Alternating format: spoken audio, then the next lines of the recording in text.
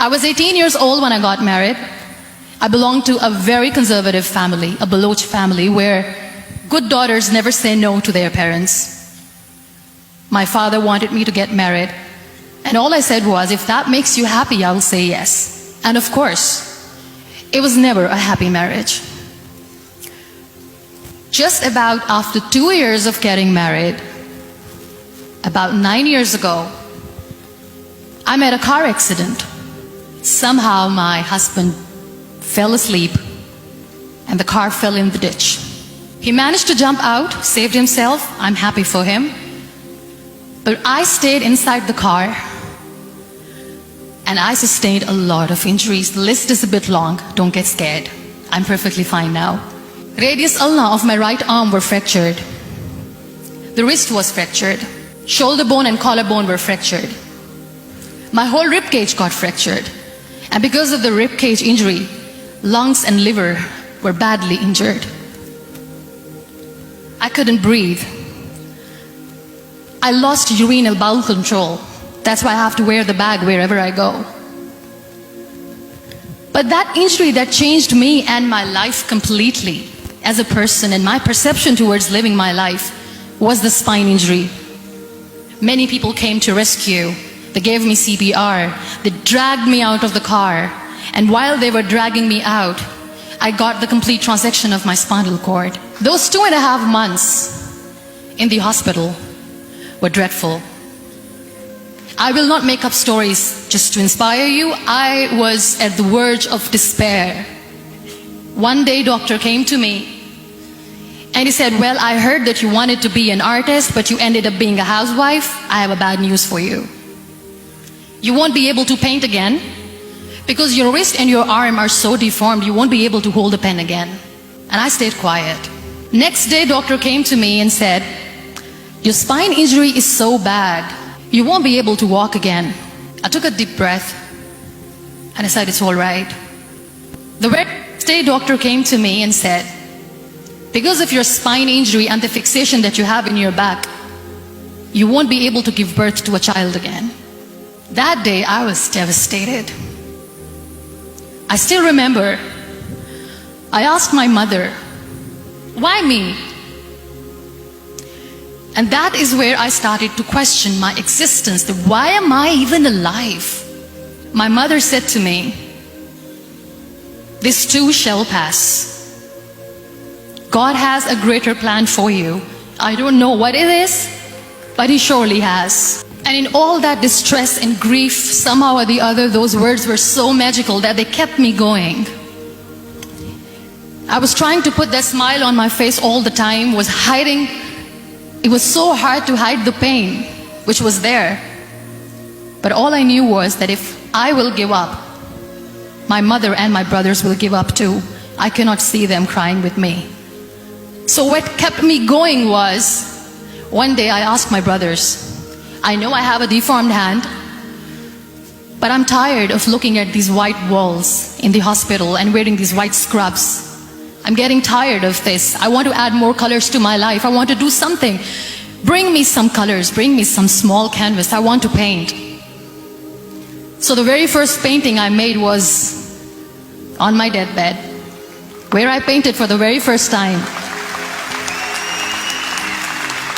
It was not just an art piece or just my passion. It was my therapy. What an amazing therapy it was. Without uttering a single word, I could paint my heart out. I could share my story. People used to come and say, what lovely painting. So much color. Nobody could see the grief in it. Only I could. And that day I decided that I'm going to live life for myself.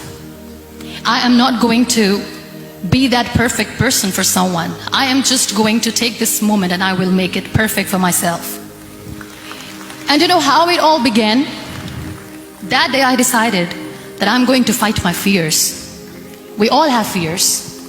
Fear of unknown, fear of known, fear of losing people, fear of losing health, money. We want to excel in career, we want to become famous, we want to get money. We are scared all the time. So I wrote down one by one all those fears, and I decided that I'm going to overcome these fears one at a time. You know what was my biggest fear? Divorce. I couldn't stand this word. I was trying to cling on to this person who didn't want me anymore, but I said no. I have to make it work. But the day I decided that this is nothing but my fear, I liberated myself by setting him free. And I made myself emotionally so strong that the day I got the news that he's getting married, I sent him a text that I'm so happy for you and I wish you all the best. And he knows that I pray for him today.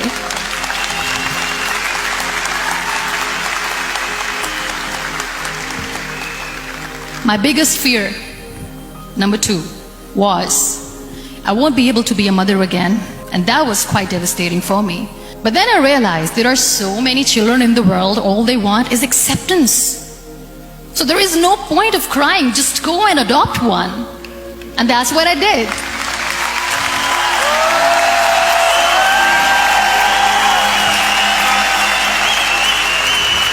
I gave my name in different organizations, different orphanages, and I waited patiently.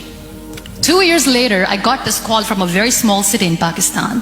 I got a call and they said, "Are you Muniba Mazari? There is a baby boy and would you like to adopt?" And when I say yes, I could literally feel the labor pain. I said, yes, I am going to adopt him. I am coming to take him home.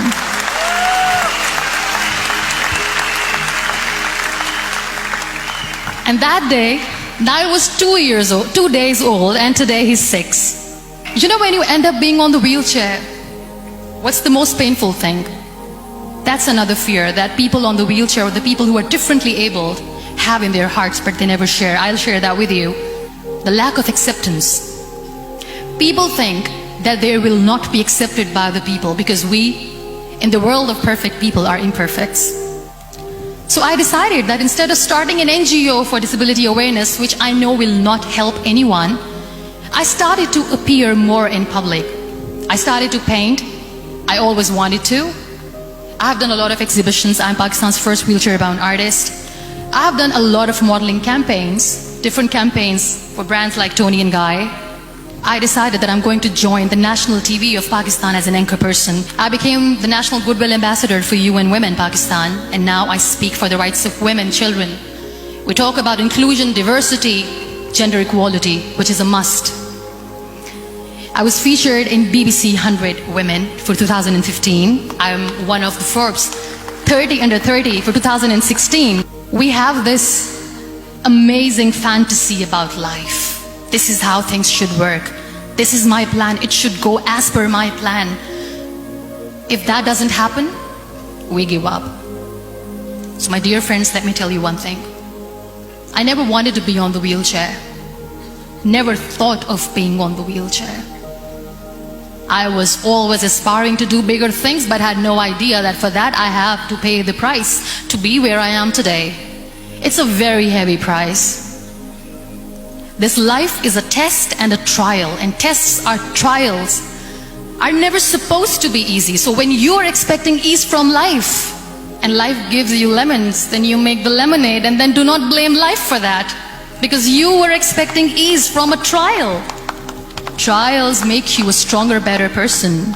Life is a trial, and with time you realize that. It is okay to be scared. It is okay to cry. Everything is okay, but giving up should not be an option. They always say that failure is not an option. Failure should be an option, because when you fail, you get up, and then you fail, and then you get up, and that keeps you going. Embrace each and every breath that you are taking. Celebrate your life. Live it. Don't die before your death. Real happiness lies in gratitude. So be grateful, be alive, and live every moment.